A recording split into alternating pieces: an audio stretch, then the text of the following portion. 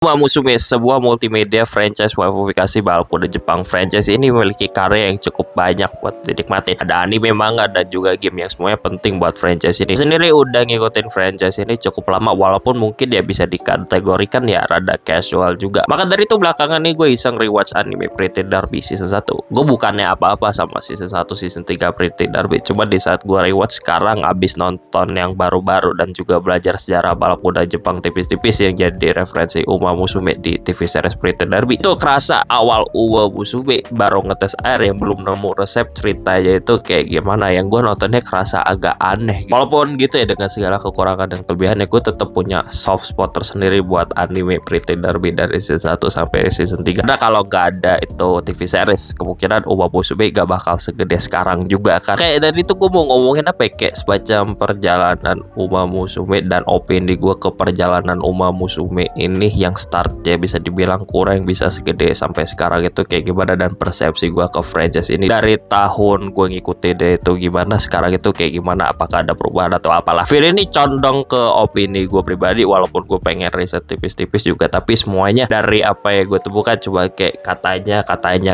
doang, kayak kagak ada sumber valid yang enak gitu buat jadi bahan pembicara. Jadi mostly ini opini gue pribadi. Nah, gimana pun juga ya bisa dibilang rahasia perusahaan juga kan gitu. Gak dibilangin semuanya ke publik kan gitu kalau rahasia perusahaan, kenapa awalnya kayak gitu ya. Anyway, langsung aja deh, kita perlu ngomongin dulu start ini franchise itu kayak gimana, kenapa gue berasa ini startnya kurang banget Uma Musume. Kita perlu lihat ke awal pembentukannya ini dulu gimana. Project yang diumumkan di tahun 2012 ini udah kelihatannya di plan bakal ada TV series, ada manga, ada game, ada anime gitu-gitu, tipikal franchise gini. Cuma startnya bisa dibilang kurang karena kayaknya ya gimana ya, ini opini gue pribadi ngeliat project Uma Musume yang dulu tuh mungkin bisa kelihatan ada sesuatu yang bisa menjadi indikasi kalau mereka belum nemu formula yang cocok, kayak tes air sana sini itu. Misalnya lu ngeliat dari trailer pertama franchise-nya, terus rilis gamenya di delay, lisensi karakter yang dulu dicabut, sampai perilisan anime season 1 Pretty Derby. Merasa dari lu ngeliat track recordnya awal-awal merintis series ini, ya lu bisa ngeraba lah tipis-tipis kalau saatnya kurang banget, kayak mereka nggak tahu mau ngapain ini franchise. Tapi mungkin hal yang gua rasa yang bikin kelihatan banget ini adalah startnya kurang banget itu pas nonton anime Pretty Derby season 1. Mungkin kalau lu blind watch tanpa ngerti apa-apa tentang Uma Musume nggak terlalu kerasa, tapi dulu gue blind watch tetap kerasa sih kalau misalnya startnya kurang, kalau misalnya kita ngeliat dari segi visual sama animasinya aja sih. Tapi mungkin season 1 itu kerasa kurangnya kalau misalnya lu adalah orang yang udah riset tentang balap kuda Jepang tipis-tipis tuh kayak gimana, atau lu fans olahraga tersebut. Tapi lagi-lagi walaupun gue dulu belum ngeh sama balap kuda Jepang gitu kayak gimana, belum ada riset, gue nonton blind watch season 1 itu tetap rasanya agak aneh gitu ceritanya. Kayak timeline-nya itu ngebingungin season 1, kayak gue nggak tahu siapa yang balapan, fokusnya karakter siapa atau apa gitu loh. Dan ternyata sekarang pas gue udah tahu basic balap kuda Jepang yang bener itu kayak gimana, season 1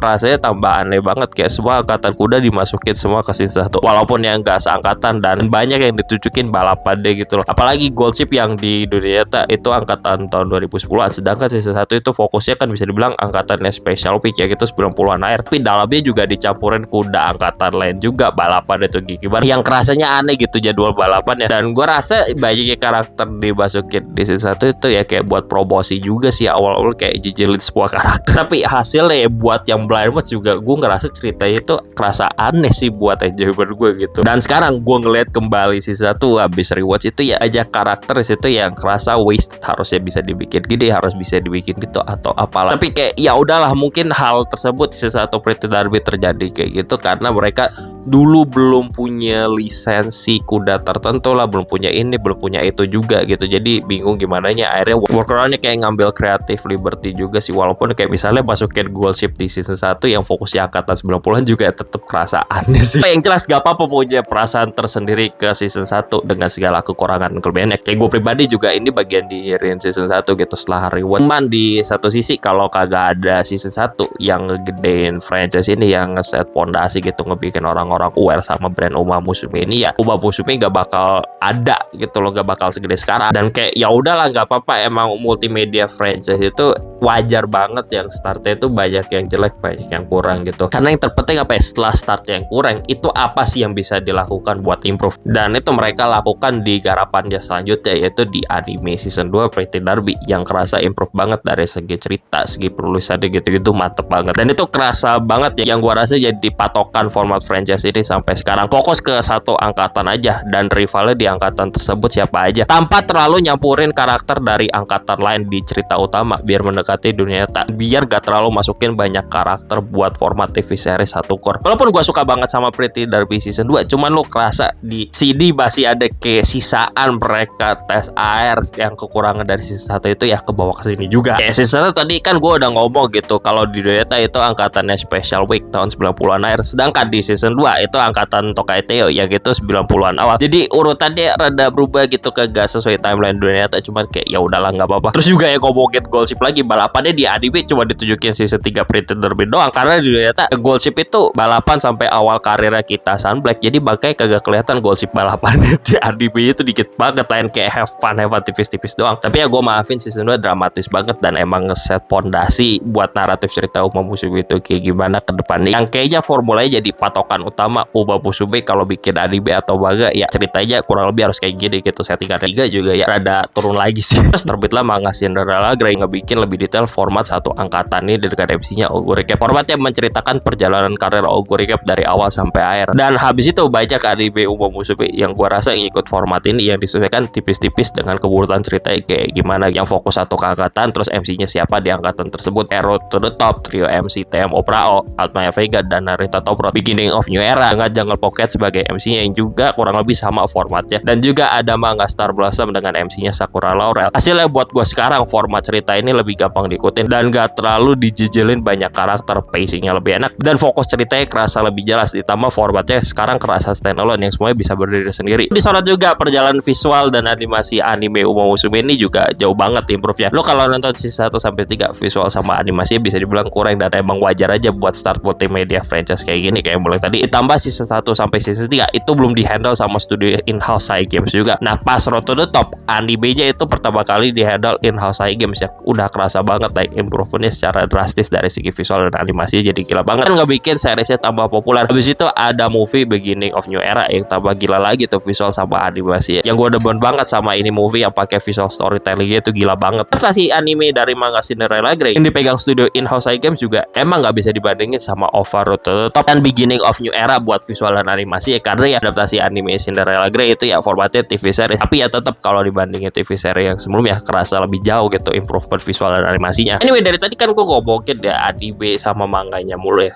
dan gue rasa perlu juga sih diomongin gamenya tipis-tipis, karena game juga kagak kalah pentingnya kan dari anime sama manganya Uma Musume. Pada saat video ini dibuat ya gitu, game Uma Musume baru rilis di global, dan rilis global ini kayak apa ya, gambaran di Jepang pas baru rilis dulu itu kayak gimana. Dan pas gue mainin game itu ya masuk akal sih kenapa pas gamenya rilis di Jepang setelah delay itu ya bisa naik popularitasnya segitu, karena ya emang dasarnya game gacha yang bagus. Kayak gameplaynya ternyata main kompleks dan di dalamnya punya cerita tentang karakternya masing-masing yang penulisannya itu bagus banget, kayak gabungan banyak hal yang berkaitan sama karakter tersebut di kuda dunia itu gimana. Jadi walaupun ini game di delay, tapi pas dirilis itu emang dirilis end produknya yang emang udah jadi-jadinya buat saat itu. Jadi orang pada banyak suka main gamenya dan pada ngikutin Uma Musume juga pada saat itu. Jadi mungkin alurnya kenapa Uma Musume populer, mungkin kayak season 1 animenya promosi IP Uma Musume gitu. Abis itu gamenya rilis, orang-orang kepo main gamenya gitu. Abis itu ya naik banget tuh popularitasnya, dan abis itu season 2 seterusnya garapan Uma Musume diimprove dari segala hal. Hasilnya kayak sekarang gini sih Uma Musume segede sekarang. Mungkin kalau misalnya buat kritik game gue, mungkin ada satu hal yang gue gak suka tentang elemen game ini adalah kartu SSR yang baru berguna di saat lu udah punya duplikat ya. Tapi itu topik di video lain yang udah gue buat tuh buat nyinyirin game gacha Uma Musume. Anyway, overall thoughts gue sebagai penutup ini video opini gue campur analisis sotoy juga buat nunjukin perjalanan Uma Musume sejauh ini gimana, dengan segala naik turunnya dan perasaan gue ke franchise ini kayak gimana lah, dengan segala kekurangan dan kelebihannya dulu-dulu yang sekarang gue suka banget lah, karena emang naik-naik senaik-naiknya. Faktor lain yang gue rasa perlu gue omongin tipis-tipis di sini adalah ya karena